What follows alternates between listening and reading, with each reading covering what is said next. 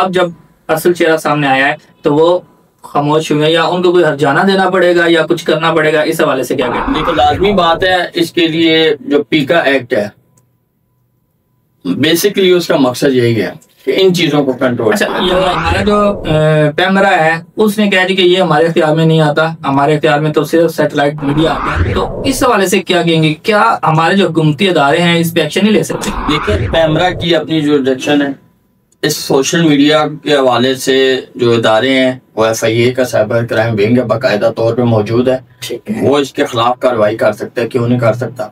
इस बात को सोशल मीडिया का पॉजिटिव रुख देखेंगे हम या नेगेटिव, यानी कि इस को हम क्या लेंगे कि इससे फायदा है, सोशल मीडिया के फायदों में इसको शुमार करेंगे या नुकसान में शुमार? देखें, ये बेसिकली तो नुकसान है, फायदा नहीं है। ठीक है, हम इस हद तक अपनी जिंदगी को सोशलाइज कर चुके हैं कि हम चाहते हैं कि हमारा हर कदम जो है वो सोशल मीडिया पे आना चाहिए, और ये किसी तरह भी अच्छा नहीं है। अब इन सारों को लेके आते हैं हम सोशल मीडिया के फायदे और नुकसान पर, कि इसके तनाजर में आप बताएंगे जो सोशल मीडिया है इसकी एक्टिविटी कितनी फायदेमंद है और कितनी नुकसानदेह है? लेकिन सोशल मीडिया की जो एक्टिविटीज है, फायदा भी उसके अंदर है, इसमें कोई शक नहीं है कि आप आज जिस दौर के अंदर रह रहे हैं, आपको सोशल मीडिया के जरिए बहुत सी मालूमात मिल जाती हैं।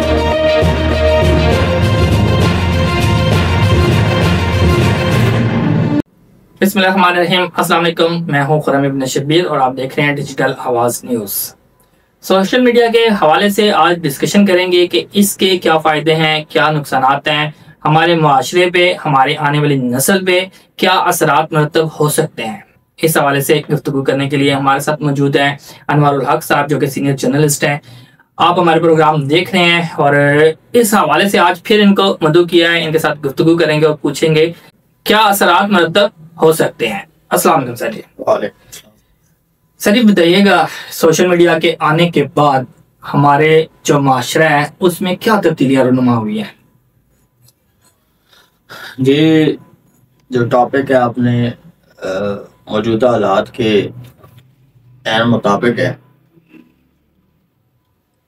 आज की अगर इन 2-4 दिनों की अगर हम इस सोशल मीडिया के हवाले से बात करें तो एक वीडियो बड़ी तेजी से पहले वायरल हुई कि जिसके अंदर 2 लड़कियां थीं, वो अपने वालिद की आखिरी जो लम्हात उनके इंतकाल के, जी जी, वो उन्होंने लाइव दिखाया और उसके बाद वो ऐसी एक चीज़ हवा चली उसकी कि उनके खिलाफ हर जगह पे हर मशहूर यूट्यूबर ने, हर मशहूर सोशल मीडिया इन्फ्लुएंसर ने उनके खिलाफ जो एक पूरा विला किया। अब जब दोबारा दूसरी साइड की तस्वीर आना शुरू हुई है कि उनके हालात क्या थे, उन लड़कियों के, वो अपनी ज़िंदगी को किस मुश्किल के साथ गुजार रही हैं, वो कितने बड़े या छोटे घर में रहती हैं, उनके घरेलू हालात क्या हैं, उनकी जो मुश्किलात हैं वो क्या हैं, वो जब सामने आई हैं तो फिर असल जो दूसरी तस्वीर है, जिसको कहते हैं तस्वीर का दूसरा रुख, वो सामने आया है। ठीक है, अगर इसी को आप एक वाक़े को सामने रख लें और आप अंदाज़ा कर लें कि हमारा सोशल मीडिया आम होने के बाद, हर बंदे के हाथ में मोबाइल आने के बाद हमारे इस सोसाइटी के ऊपर इसके क्या असरात मुरतब हो रहे हैं। कि एक चीज़ जो है, बड़े बड़े व्लॉगर ने इतनी जो है वो नहीं की, तकदो नहीं की कि आप किसी के खिलाफ इतना बड़ा माज खड़ा कर रहे हैं, लेकिन आपको इतनी तौफीक नहीं हुई कि आप एक्चुअल कंडीशन देख लें कि उन्होंने ये काम किया है, आप उनसे ही पूछ लें। अगर आप इतने सोर्सफुल आदमी हैं, आप जो व्लॉगर उसमें हैं, आप उनको देखें जिन्होंने इनके खिलाफ एक पूरा व्लॉग किया है। अच्छा, मैं यहाँ आपकी बात को कोट करता हूँ, आपने बड़ा अच्छा पॉइंट उठाया इसमें। एज अ जर्नलिस्ट आप क्या कहते हैं कि जब कोई न्यूज़ ब्रेक की जाती है तो उसकी तहकीक और उसकी जो सारी की जिम्मेदारी है वो सारी इस जर्नलिस्ट पे होती है। आप क्या समझते हैं कि सोशल मीडिया पे ये जिम्मेदारी आयद होती है कि उन्होंने उनके खिलाफ वीडियो बनाई है, अब जब असल चेहरा सामने आया है तो वो खामोश हुए, या उनको कोई हर्जाना देना पड़ेगा या कुछ करना पड़ेगा, इस हवाले से क्या कहते हैं? देखें, हमने पिछले प्रोग्राम में भी जब आपने बात की थी तैयब बलोच के हवाले से, उसमें हमने बड़ी वजाहत के साथ इस चीज़ को डिस्कस किया था कि अगर कोई खबर गलत होती है तो उसका क्या होगा, जो है वो अंजाम हो सकता है, वही एक्शन उन पे भी आएगा। लेकिन सोशल मीडिया पे अब सोशल मीडिया को कंट्रोल करने के लिए या इसके ऊपर जो फेक खबरें हैं या इस किस्म की जो बनाए जाते हैं, कंटेंट बनाए जाते हैं सिर्फ अपनी पॉपुलैरिटी के लिए या अपने उस व्यूवरशिप के लिए या अपनी कमाई के लिए, जो उन्हें यूट्यूब से या सोशल मीडिया से हासिल करनी है, तो लाजमी बात है इसके लिए जो पीका एक्ट है बेसिकली उसका मकसद यही है कि इन चीज़ों को कंट्रोल। अच्छा, यहाँ एक और बात मेरे जहन में आई। मैं अभी एक सोशल मीडिया पे एक ड्रामा या प्रोग्राम रिलीज होने वाला है या हो गया है, जिसका ट्रेलर चला और एकदम से हाइप क्रिएट होगी कि वह फांसी खिलाई जाएगी या इस तरह का मसला होगा। नाम मेरे जहन में उसका नहीं आ रहा। तो हमारा जो पैमरा है उसने कहा कि ये हमारे इख्तियार में नहीं आता, हमारे इख्तियार में तो सिर्फ सैटेलाइट मीडिया आता है, हम उसको रोक सकते हैं, बंद कर सकते हैं, इसको हम बंद नहीं कर सकते। तो इस हवाले से क्या कहेंगे, क्या हमारे जो हुकूमती अदारे हैं इस पे एक्शन नहीं ले सकते? देखिए, पैमरा की अपनी जो डायरेक्शन है, इस सोशल मीडिया के हवाले से जो इदारे हैं वो FIA का साइबर क्राइम विंग बाकायदा तौर पे मौजूद है। ठीक है, वो इसके खिलाफ कार्रवाई कर सकता है, क्यों नहीं कर सकता? सही है, जो मतलब कि एक्शन चल रहा है वो साइबर क्राइम कर सकता है और रिलेटेड इसी से है। ठीक हो गया। जितने भी साइबर सोशल मीडिया के ऊपर जो क्रिमिनल एक्टिविटीज होती हैं, फ्रॉड होते हैं या जो जिनको आप समाज कातिल अनासर कह सकते हैं, समाज दुश्मन अनासर कह सकते हैं, उनके खिलाफ जो कार्रवाइयाँ होती हैं वो आपकी साइबर क्राइम करती है। साइबर क्राइम विंग जो है या ये जो नई एक बनाई है नेशनल साइबर क्राइम जो अथॉरिटी है, ये करती है बाकायदा तौर पे। ठीक हो गया, सही। अच्छा, वापस उसी सवाल की तरफ आते हैं। आप जो वीडियो की बात कर रहे थे कि अच्छा उस पॉइंट को हम पॉजिटिव लेंगे या नेगेटिव लेंगे कि उन्होंने आखिरी रस्मात या आखिर में वफात का जो सीन है वो दिखाया है, उस पे बाकी लोगों ने जो है ना एक्शन लिया, उसके बाद फिर इसका असल चेहरा सामने आया।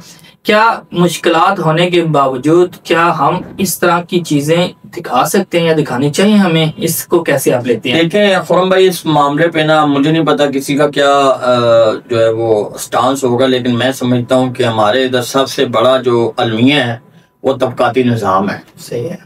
अगर ये काम किसी अमीर घराने की तरफ से होता तो शायद उसको वो तनकीद न की जाती, जिस तरह इन दो लड़कियों के इस इक़दाम को तनकीद की गई। यहाँ एक और वाक़या मेरे जहन में आ गया। अब मुझे उस व्लॉगर का नाम नहीं पता कि उसने अपने भाई की वफात के बाद जो जनाजा था उसकी कवरेज दिखाई थी, व्लॉग में दिखाई थी। लाइव तो उसने नहीं दिखाई, व्लॉग में दिखाया था कि ये देखें अब हम इसका जनाजा लेके जा रहे हैं, अब हम इसको दफनाएंगे, हम ये करेंगे। तो उसने भी वो सारी चीजें दिखाई थी, उसको भी तनकीद का निशाना बनाया गया था, लेकिन इनको ज्यादा तनकीद का निशाना बनाया गया। दूसरी बात ये है कि ये जिस तरीके से कवरेज की जाती है ये बहुत सारे लोग करते हैं। ऐसी बात तो नहीं है कि आखिरी आप देख सकते हैं बहुत सारी वीडियो CCTV फुटेज से भी निकल आती हैं कि बंदा जो है ना वो उसका आखिरी टाइम आता है और उसकी CCTV फुटेज निकल आती है।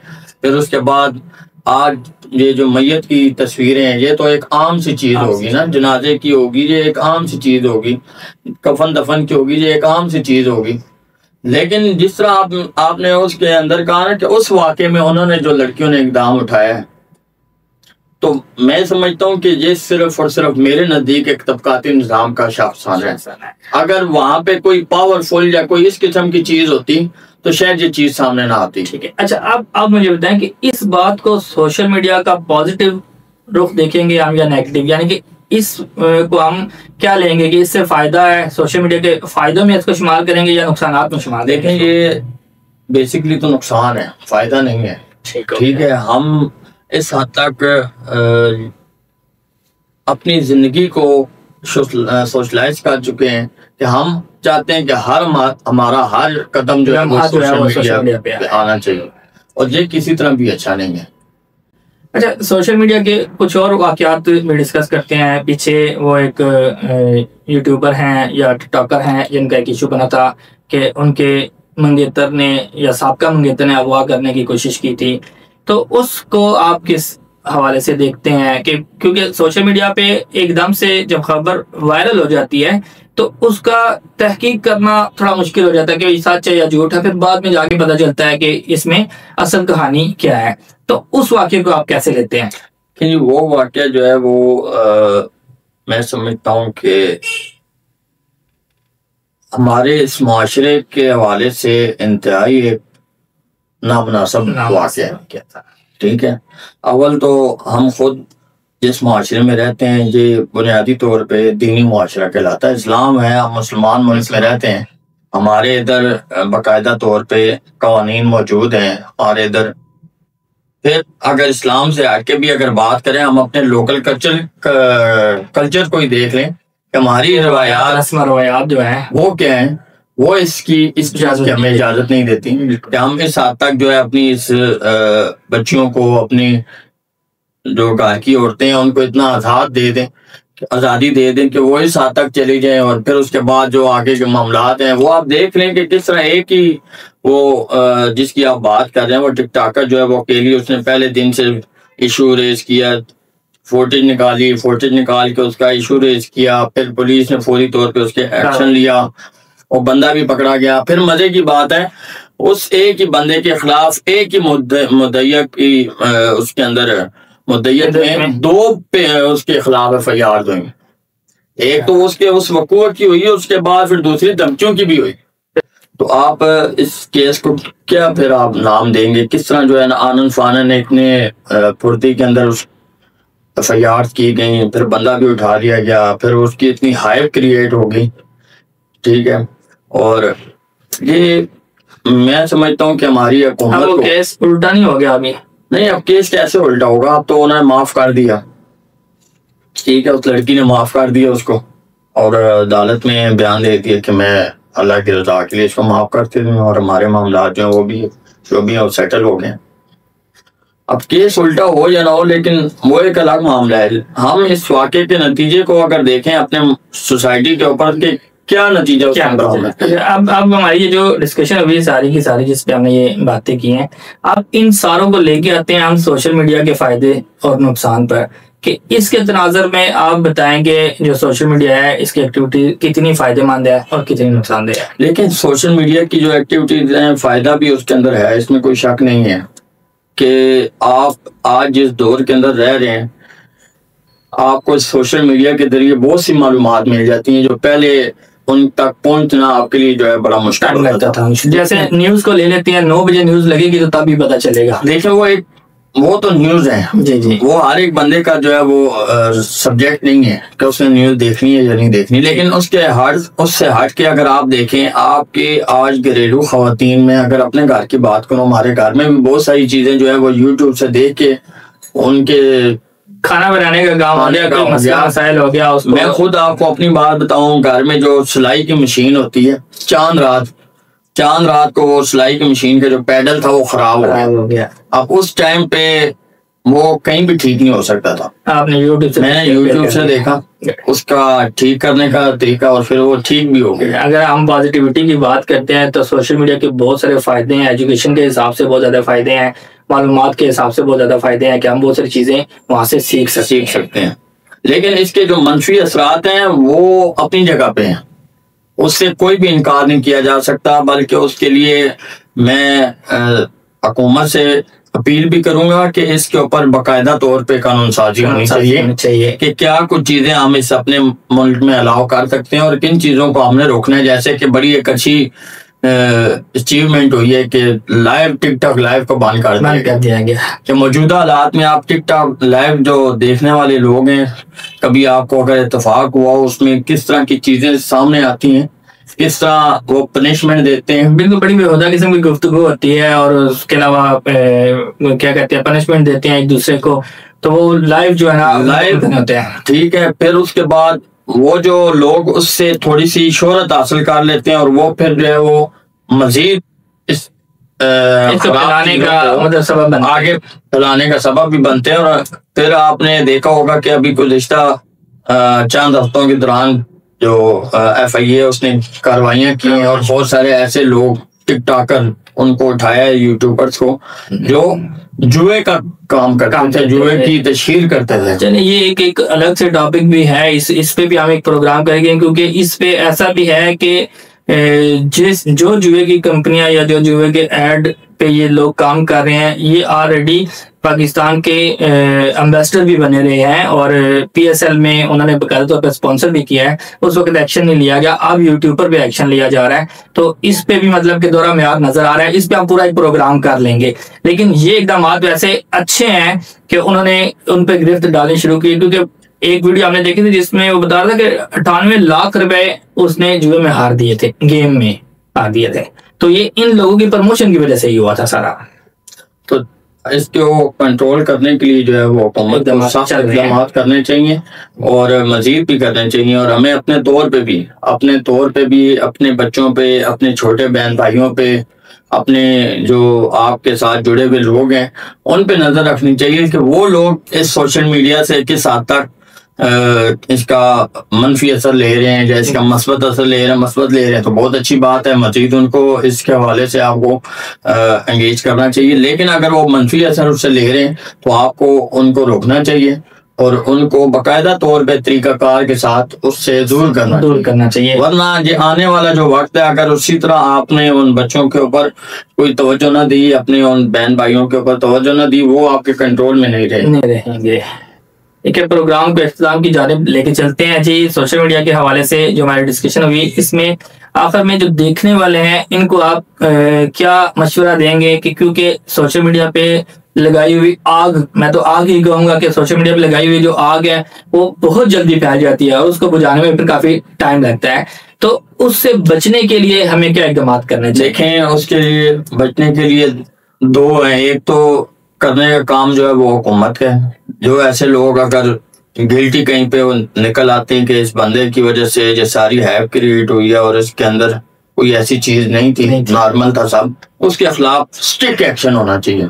जो जितने उसके खिलाफ साइबर क्राइम जो है, साइबर क्राइम का जो दायरा है वो इस पे बिल्कुल जितने कानून उसके साथ रिलेटेड होते हैं वो सारे उसके ऊपर इम्प्लीमेंट करें और उसके खिलाफ सख्त एक्शन हो। दूसरा काम जो है वो हमारे करने का है कि हम ऐसी खबर को जिससे देखें जो फितना अंगेजी है, ठीक है, हमें कुरान करीम की तरफ से भी और अहादीस से भी जो है बड़ी वाज़ेह इंस्ट्रक्शन है कि हम किस खबर को आगे फैला सकते हैं और किसको नहीं फैला सकते। कुरान की आयत है, या औज़ु बिल्लाहि मिनश शैतानिर रजीम, बिस्मिल्लाहिर रहमानिर रहीम, या अय्युहल्लज़ीना आमनू इन जाअकुम फासिकुम बिनबइन फतबय्यनु, कि अगर तुम्हारे पास कोई बंदा खबर कोई लेके आता है तो उसकी तस्दीक करो।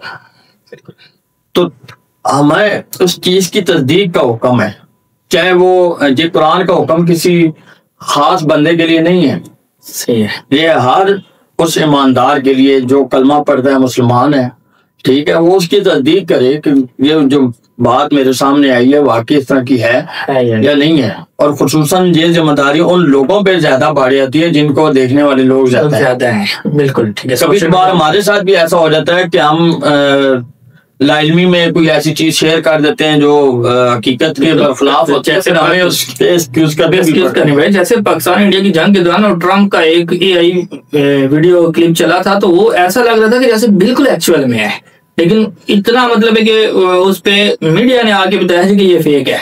तो हमें इन चीजों को खुद भी कंट्रोल करना चाहिए और हुकूमत को भी जो है ऐसी चीजों के खिलाफ सख्त एक्शन लेना चाहिए ताकि इस चीज का खात्मा हो सके। बिल्कुल, अगर खात्मा नहीं होता तो कम से कम ये चीज कम हो जाए।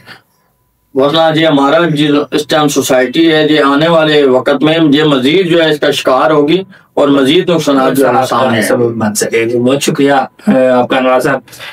इजाजत चाहेंगे जी इस गुफ्तगू के साथ कि सोशल मीडिया जो है वो इस वक्त जितना ज्यादा पॉपुलर है, इसके उतने ज्यादा फायदे भी हैं और उतने ज्यादा नुकसान भी हैं। नुकसान से कैसे बचा जा सकता है, इसके हवाले से अनवर हक साहब का जो मशवरा है उसको सुना होगा आपने, उस पर अमल करने की जरूरत है। और सबसे अहम बात यह है कि तहकीक जो है वो बहुत ज्यादा जरूरी है। जब हम तहकीक करेंगे और उसके बाद खबर को आगे शेयर करेंगे तो हो सकता है कि इस पे थोड़ा सारा कम दबाव पड़ जाए, कि इसमें कमी आ जाए कि झूठी खबर ना फैल सके। इसी गुफ्तगू के साथ इजाजत चाहेंगे, इंशाल्लाह अगले प्रोग्राम में फिर मिलेंगे। मुझे और मेरी टीम को इजाजत दीजिएगा। अल्लाह हाफिज।